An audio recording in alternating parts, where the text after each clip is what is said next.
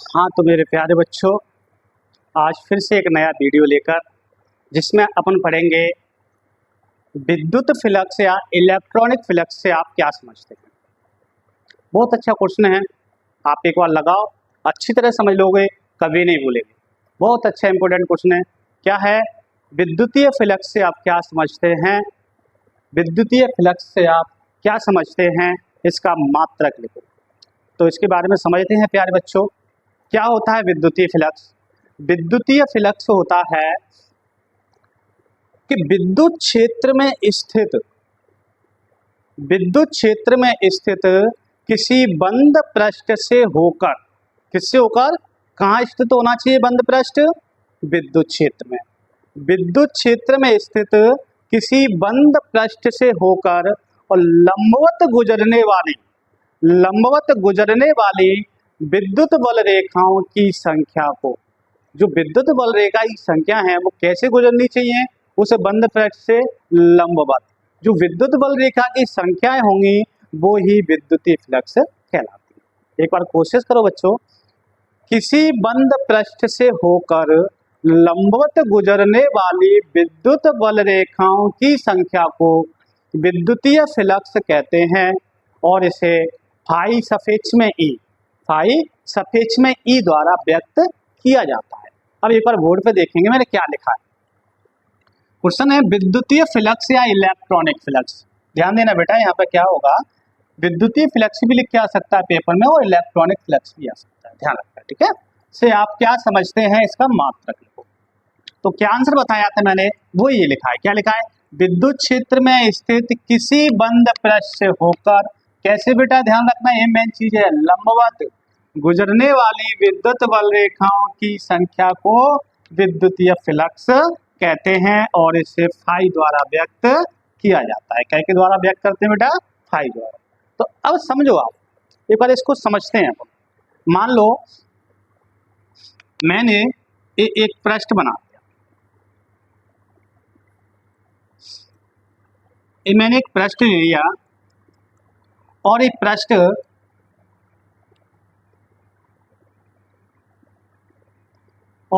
बेटा कहाँ रखा हुआ है? एक पृष्ठ रखा हुआ है विद्युत क्षेत्र। कहाँ पे रखा हुआ है बेटा पृष्ठ? विद्युत क्षेत्र। ये मैंने दो पृष्ठ बना दिए समझाने के लिए। इनसे कैसे समझें? ये दो पृष्ठ हैं और कहाँ पर रखे हुए हैं?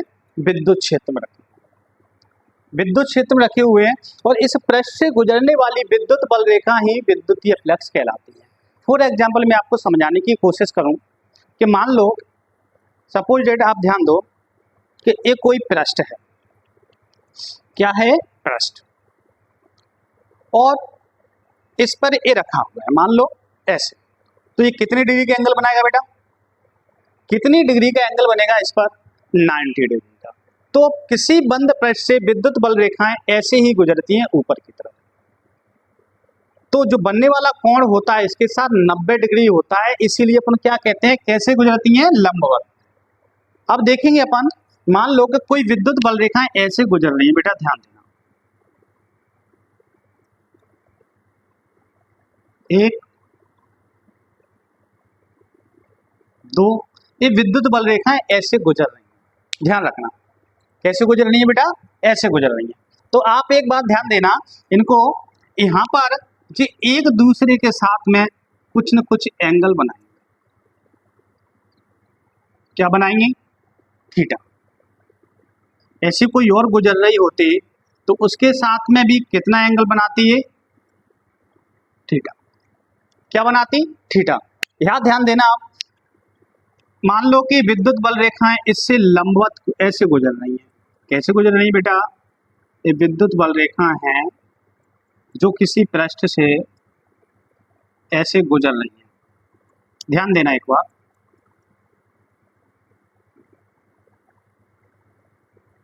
विद्युत बल रेखाएं किसी पृष्ठ से ऐसे गुजर रही है। तो यहाँ पर ये बनने वाला जो एंगल होगा इनका कितना होगा बेटा? सीधी जा रही है तो एंगल बनने वाला जो एंगल होगा वो कितना होगा? 90 डिग्री। ध्यान देना, कैसा होगा? 90 डिग्री। सपोज डेट अपन इसको ऐसे बनाए, आप सोच रहे हो कैसे बना सर 90 डिग्री का एंगल?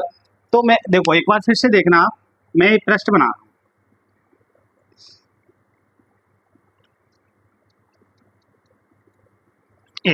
और विद्युत बल रेखाएं मैं ऐसे गुजार रहा हूँ, ठीक है, डायरेक्ट गुजार रहा हूँ, वैसे आपकी समझ में नहीं आ रहा होगा कैसे एंगल बन रहा था। विद्युत बल रेखाएं किसी बंद पृष्ठ से कैसे गुजरती हैं, ऐसे। तो इनके बीच में जो एंगल बनता है बेटा वो कितने डिग्री का बनेगा, 90 डिग्री का। और जब 90 डिग्री का एंगल बनता है तो कैसी होंगी रेखाएं, लंबवत होती हैं, आपको पता है। हाँ, तो ये विद्युत बल रेखाएं, ये कोई पृष्ठ है, ये वाला बनाया है मैंने, विद्युत क्षेत्र में रखा हुआ है, एक कोई ऐसे पृष्ठ है और विद्युत बल रेखाएं बेटा ऐसे गुजर रही हैं, कल्पना करो ऐसे गुजर रही हैं, तो कोण कितना बनेगा बेटा, 90 डिग्री। तो ये विद्युत बल रेखा ऐसे गुजर रही है तो कोण कितना बन रहा है, 90 डिग्री। तो वही तो अपन ने लिखा है परिभाषा में, क्या लिखा है कि किसी बंद पृष्ठ से, ये पृष्ठ कहां पर स्थित बताया था मैंने, कहां पर स्थित है, कहां स्थित है, विद्युतीय क्षेत्र में। कहां पर स्थित है, विद्युतीय क्षेत्र में। यानी किसी विद्युत क्षेत्र में स्थित किसी बंद पृष्ठ से कैसे, लंबवत गुजरने वाली, लंबवत यानी 90 डिग्री का कोण बन रहा है, तो इसे क्या कहेंगे, लंबवत। लंबवत गुजरने वाली, ये क्या है बेटा, ये विद्युत बल रेखा है। क्या है, विद्युत बल रेखा। लंबवत गुजरने वाली विद्युत बल रेखाओं की संख्या को क्या कहते हैं, विद्युतीय फ्लक्स कहते हैं। और जो विद्युत बल रेखाएं ऐसे गुजर रही हैं, सपोज दैट ऐसे गुजरती हैं, तो जो एक दूसरे के साथ कुछ ना कुछ क्या बनाएंगे, कोण बनाएंगे। तो कोणों को क्या लिख देते हैं, थीटा। तो उसको आगे देखेंगे अपन। मैंने भाषा में क्या लिखा है याद करो। एक पृष्ठ कहां पर स्थित है बेटा, आप बताओ मुझे, विद्युत क्षेत्र में। यानी विद्युत क्षेत्र में स्थित कैसा पृष्ठ है, बंद पृष्ठ है। विद्युत क्षेत्र में स्थित किसी बंद पृष्ठ से जो विद्युत बल रेखाएं गुजर रही हैं बेटा, कैसे गुजर रही हैं, लंबवत। लंबवत इन्हीं विद्युत बल रेखाओं को विद्युतीय फ्लक्स या इलेक्ट्रॉनिक फ्लक्स कहते हैं। समझ में आ गया होगा आपको। तो एक बार इसकी भाषा बनाते हैं, कोशिश करो, मैंने कई बार बता दी है कैसे बनाएंगे। कि विद्युत क्षेत्र में स्थित किसी बंद पृष्ठ से होकर कैसे लंबवत गुजरने वाले विद्युत बल रेखाओं की संख्या को विद्युतीय फ्लक्स कहते हैं। और इसको फ्लक्स को कई द्वारा व्यक्त करते हैं अपन, क्या द्वारा करते हैं, फाई के द्वारा। इसको फाई और विद्युत क्षेत्र, तो मैंने इसमें क्या लगा दिया बेटा, सफिक्स में ए। इससे पता चल रहा है किधर से गुजर रही है, विद्युत क्षेत्र से। फ्लक्स का मतलब क्या होता है, फ्लक्स के बारे में पढ़ रहे हैं बेटा। फ्लक्स का मतलब होता है एक प्रकार से बहना। किसका बहना, फ्लक्स का, यानी विद्युत बल रेखाओं का बहना। विद्युत बल रेखाओं का बहना ही क्या होता है, फ्लक्स, विद्युतीय फ्लक्स होता है। तो यहाँ पे बहना यानी गुजरना, जा रही है तो बहना ही हो गया। यानी विद्युत बल रेखाएं गुजर रही हैं, जा रही हैं, इसीलिए इसको विद्युतीय फ्लक्स कहते हैं। यानी किसी बंद पृष्ठ से होकर लंबवत गुजरने वाली विद्युत बल रेखाओं की संख्या को बेटा क्या कहते हैं, विद्युतीय फ्लक्स कहते हैं। कोई डाउट तो नहीं है। तो देखो ये मैंने आंसर में लिखाया है, विद्युत क्षेत्र में स्थित किसी बंद पृष्ठ से होकर लंबवत गुजरने वाली विद्युत बल रेखाओं की संख्या को विद्युतीय फ्लक्स कहते हैं। इसे फाई द्वारा व्यक्त किया जाता है। अब कुछ मैं यहाँ पर आपको इसके बारे में 2 स्टेप हल कराऊंगा, वो कैसे। तो देखना बेटा क्या है, फाई द्वारा लिखते हैं इसको, और संपूर्ण पृष्ठ से अपन गुजारते हैं। मैंने आपको पृष्ठ बनाया था अभी, इस संपूर्ण पृष्ठ से बेटा अपन इसको गुजारेंगे तो इसका पृष्ठ का क्षेत्रफल तो होगा कुछ न कुछ। क्षेत्रफल क्या हो गया, मान लो इसका क्षेत्रफल है ए। तो संपूर्ण पृष्ठ से गुजारेंगे तो समाकलन लगाते हैं। ये अब ध्यान रखना, समाकलन का मैंने निशान लगा दिया है। अब ध्यान रखना जी, ई क्या है, ई वेक्टर विद्युत क्षेत्र, ई vector dot d A vector यानी क्षेत्रफल। क्या है, क्षेत्रफल। अब ध्यान देना, अब क्या करेंगे बेटा अपन यहाँ पर ये लिख लोगे, फाई बराबर समाकलन, समाकलन बता रहा है कि संपूर्ण पृष्ठ से ई विद्युत क्षेत्र और डी ए क्या है, इसका पृष्ठ का क्षेत्रफल। अब आप अपने क्या किया है बेटा, जब इसको वेक्टर को अपन हटाते हैं तो आपने 11th में एक सूत्र पढ़ा होगा, 11th में आपने एक सूत्र पढ़ा होगा, ए वेक्टर डॉट बी वेक्टर बराबर क्या होता है, ए वी कॉस थीटा।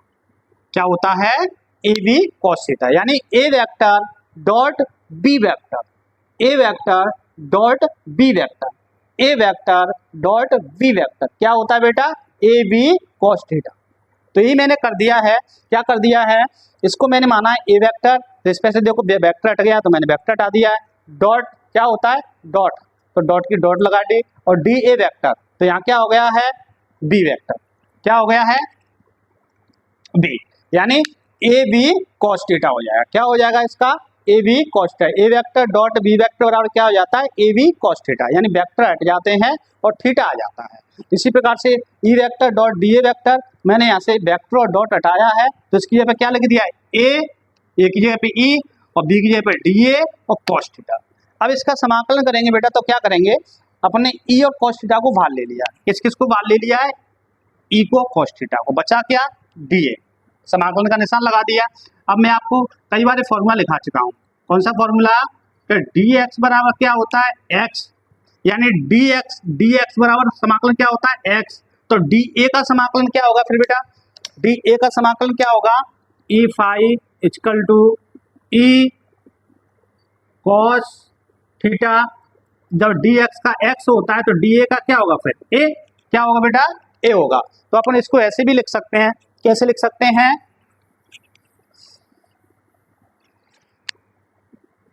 इसको लिख सकते हैं d phi E equal to E A को आगे लिख लेंगे ई ए कॉस थीटा। यहां तक अपन को निकाल के आना है, कहां तक निकाल के आना है बेटा, यहां तक। क्या किया है, ये फॉर्मूला होता है, क्या होता है, ए वेक्टर डॉट बी वेक्टर बराबर कॉस थीटा, क्या होता है कॉस थीटा। तो ये मैंने फॉर्मूला लगा दिया, ए वेक्टर डॉट बी वेक्टर मान के ए बी कॉस थीटा, तो ई और कॉस थीटा को बाहर ले लिया, बचा अपना डी ए, डी ए का क्या होगा ए, तो मैंने क्या लिख दिया मिला के ई ए कॉस थीटा। कोई प्रॉब्लम तो नहीं बेटा यहाँ तक।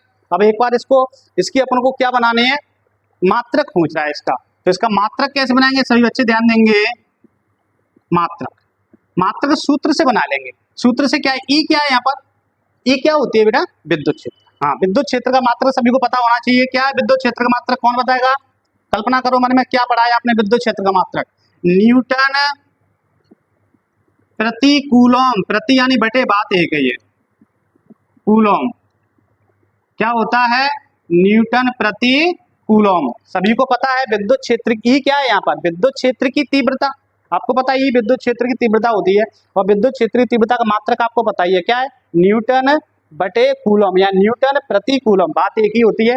ठीक, अब क्या बचा अपना ए क्या होता है बेटा, ए क्या था बाल, कुंडली का क्षेत्र, जो पृष्ठबल माना था उसका क्षेत्रफल था, और क्षेत्रफल का आपको पता ही है कि क्षेत्रफल का फॉर्मूला क्या, इकाई क्या होती है क्षेत्रफल की, वर्ग मीटर स्क्वायर, क्या होती है मीटर स्क्वायर, क्या होती है मीटर स्क्वायर। तो इसको अपन कैसे लिख सकते हैं बेटा, न्यूटन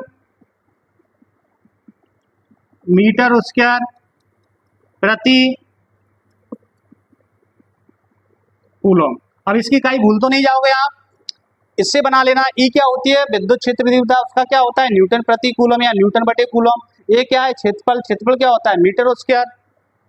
अब मीटर स्क्वायर है तो इसको अपन ऐसे लिख सकते हैं न्यूटन मीटर स्क्वायर, इसको बटे को प्रति लगा सकते हैं, प्रति कूलम। तो एक बार लास्ट बार देखते हैं बेटा, देखो कहाँ दिक्कत आती है आपको, क्या होता है। अब आप खुद कल्पना करो, बनाओ मन में क्या लिखाया था मैंने, विद्युत क्षेत्र कहीं में स्थित हो कोई बंद पृष्ठ, विद्युत क्षेत्र में किसी बंद, कोई क्या लिखेंगे अपन, किसी विद्युत क्षेत्र में, यानी विद्युत क्षेत्र में स्थित किसी बंद पृष्ठ से होकर, जो बंद पृष्ठ बेटा कहाँ स्थित होना चाहिए विद्युत क्षेत्र में, विद्युत क्षेत्र में स्थित किसी बंद पृष्ठ से होकर लंबवत गुजरने वाली विद्युत बल रेखा की संख्या को विद्युतीय फ्लक्स कहते हैं, और इसे फाई द्वारा व्यक्त किया जाता है। इसके बाद हमने फाई बराबर लिखा है E vector dot d A vector, E क्या है विद्युत क्षेत्र की तीव्रता, डी ए क्या है क्षेत्रफल।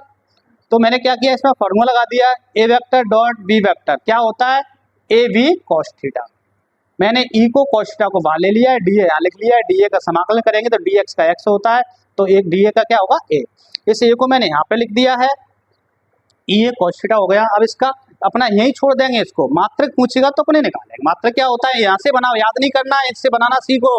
ई की ई विद्युत क्षेत्र तीव्रता है, तीव्रता क्या होती है, तीव्रता का जो मात्रक बताया था मैंने विद्युत क्षेत्र तीव्रता का क्या बताया था, न्यूटन प्रति कूलम, प्रति यहाँ बटे बात एक ही होती है, इनटू ए क्या है क्षेत्रफल, क्षेत्रफल की क्या होती है मीटर स्क्वायर, तो इसको ऐसे लिख सकते हैं न्यूटन इंटू मीटर प्रति कूलम।